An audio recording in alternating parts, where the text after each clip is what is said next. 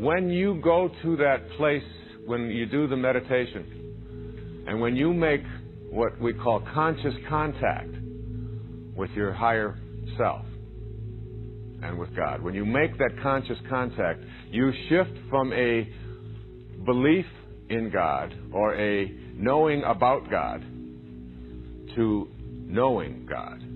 There's a very big difference between knowing about God and knowing God. Knowing about God is a belief. Knowing God is conscious contact. It's direct inner knowing. And so you make this inner contact and you have a certainty about what it is that you want to manifest. And that desire that you have is consistent with all 9 of these principles.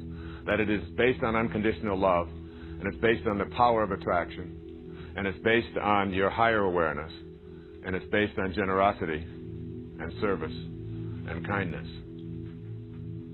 And then you are absolutely certain. And then you're able to detach because you're not really concerned about how it's going to show up.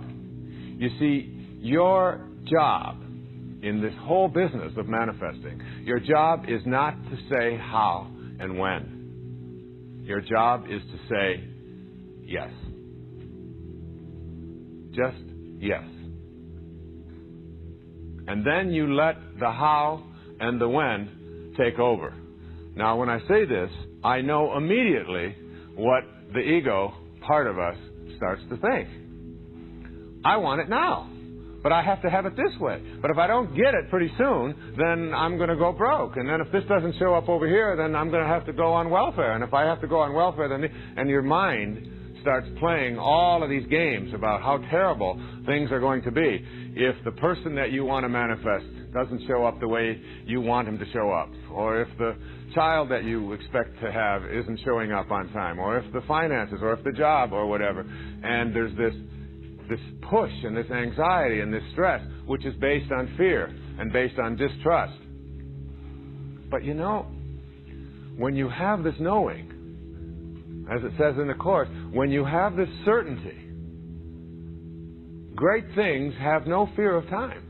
You see, the universal intelligence doesn't operate in the parameters of time. Time is just our way of carving up the oneness.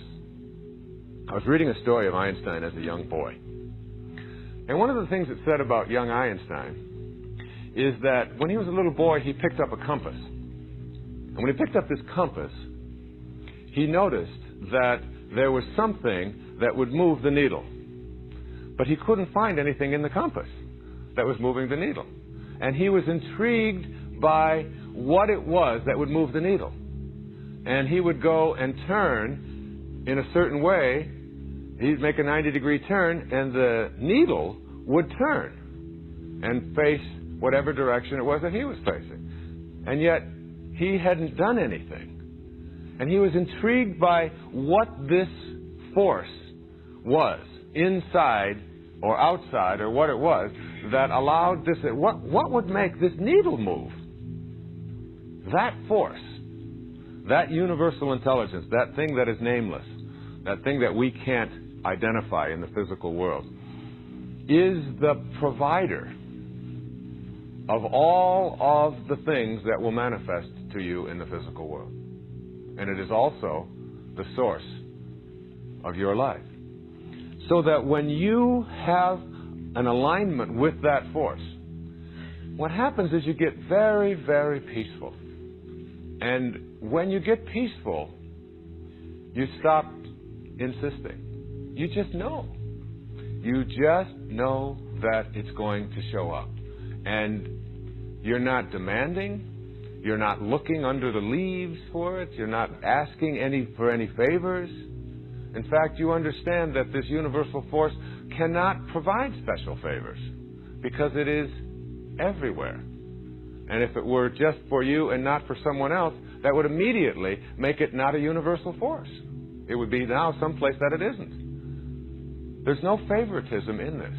There's just this positive, absolute, unconditionally loving, knowing force in the universe that holds everything together that you come to honor, to respect, to know.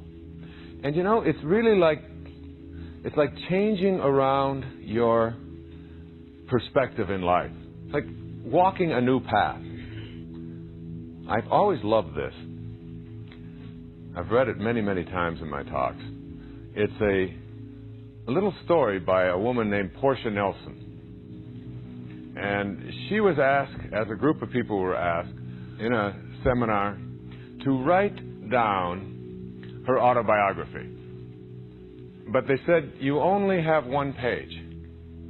And you have to write your autobiography in 5 short chapters on one page. The autobiography of your life. That was the assignment.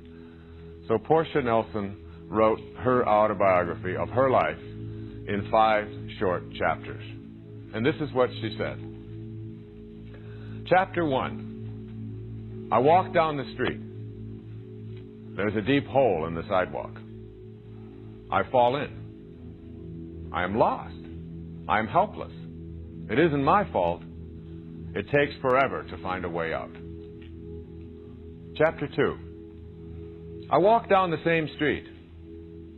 There's a deep hole in the sidewalk. I pretend I don't see it. I fall in again. I can't believe I'm in the same place. But it isn't my fault. It still takes a long time to get out. Chapter 3. I walk down the same street. There's a deep hole in the sidewalk. I see it there. I still fall in. It's a habit. My eyes are open. I know where I am. It is my fault. I get out immediately. Chapter 4. I walk down the same street. There's a deep hole in the sidewalk.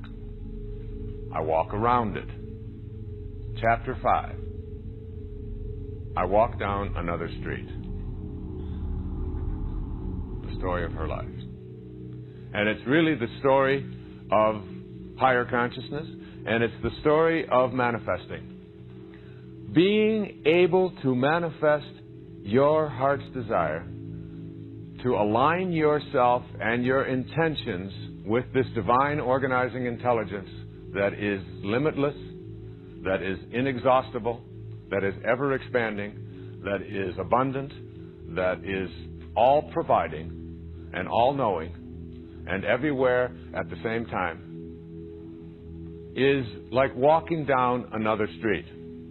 To align yourself with that and to know that that alignment in itself is enough to bring whatever it is that has particularized, that is individualized into the world that you would like to have show up in your life and align with the particularization of that divine intelligence that is you. That it's just bringing it all together. It's just a realignment. And it will cooperate with you. The thing that will keep it from working for you is any obstacle to that flow. As I talked about when I was speaking about unconditional love, the minute that you put hatred, anger, bitterness, tension, anxiety, stress in the way of that intelligence, between you and that intelligence, you block that flow. It is a flowing. That's why we use water as a symbol of it,